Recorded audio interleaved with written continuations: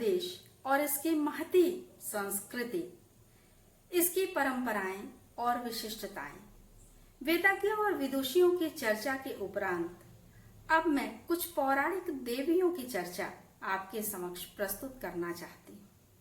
पौराणिक देवियों के इस क्रम में कुछ सतियों, महासतियों, कुछ कन्याओं और कुछ माताओं वगैरह की चर्चा मैं लेकर उपस्थित हुई हूँ। तो आज इस क्रम में सबसे पहले महासती अनुसुईया के विषय में मैं कुछ जानकारी प्रस्तुत कर रही हूँ। महासती अनुसुईया उच्च कुल से थी। महर्षि अत्रि को इन्होंने पति के रूप में प्राप्त किया था। इनके सेवा भाव के कारण महर्षि अत्रि के हृदय में इनके लिए विशिष्ट स्थान था।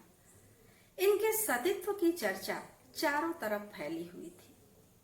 कहा जाता है कि भगवान जब अपने भक्त को कुछ उच्च स्थान देना चाहते हैं तो कुछ लीलाएं रचते हैं।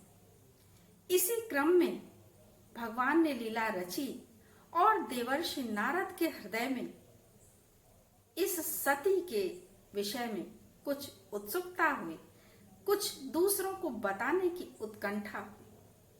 अपनी इसी उत्कंठा के चलते देवर्षि नारद पहुंच गए देवी लक्ष्मी के पास और उन्होंने उनसे बताया कि आजकल चारों तरफ सती अनुसुईया की चर्चा है। अब लक्ष्मी जी भला ये बात कैसे मान लेती कि उनसे बड़ी सती कोई अन्य है। तो उनके मन में ईर्ष्या भाव उत्पन्न हो गया।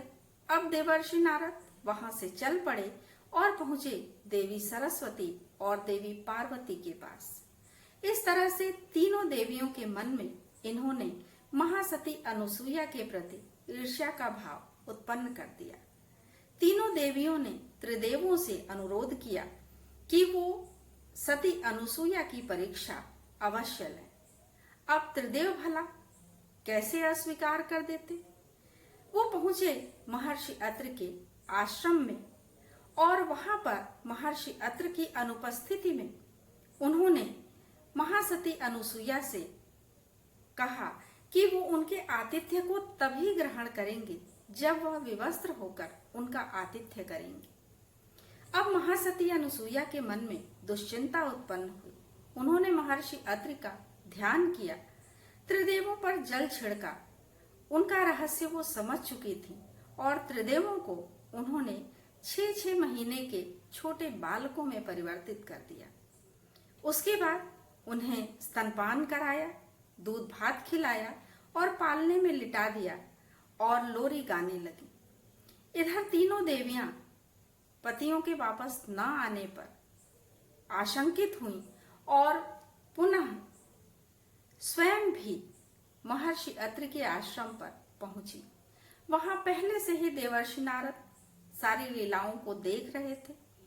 उन्होंने तीनों देवियों को सूचित किया कि आपके पति पालने में छोटे छोटे बालकों के रूप में पड़े हुए हैं, इन्हें पहचान करके उठा लीजिए। अब तीनों देवियों में देवी सरस्वती ने भगवान शिव को उठाया, देवी लक्ष्मी ने ब्रह्मा जी को और देवी पार्वती ने विष्णु जी को उठाया।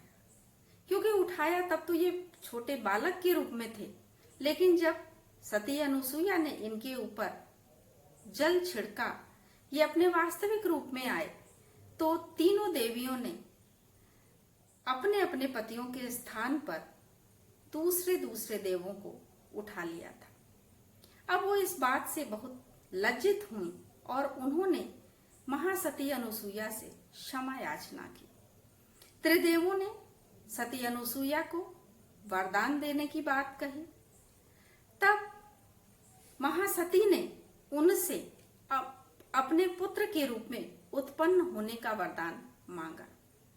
तो इस तरह से त्रिदेवों ने उनको वरदान दिया और तीनों देवों के अंश के रूप में उनके 3 बच्चे, 3 बालक जो है उनके यहाँ उत्पन्न हुए। उनमें शिव का अंश दुर्वासा ऋषि, ब्रह्मा जी का अंश चंद्रमा और भगवान विष्णु का अंश दत्तात्रेय के रूप में उत्पन्न हुए। तो ऐसी थी महासती अनुसुईया, जो आज भी हम सब के मन में आदरणीय हैं। हम सब उनकी पूजा करते हैं और उन्हें महासती के रूप में आज भी बहुत आदर सम्मान देते हैं। तो आज के लिए बस इतना ही। कल किसी अन्य सती की चर्चा मैं पुनः करूंगी।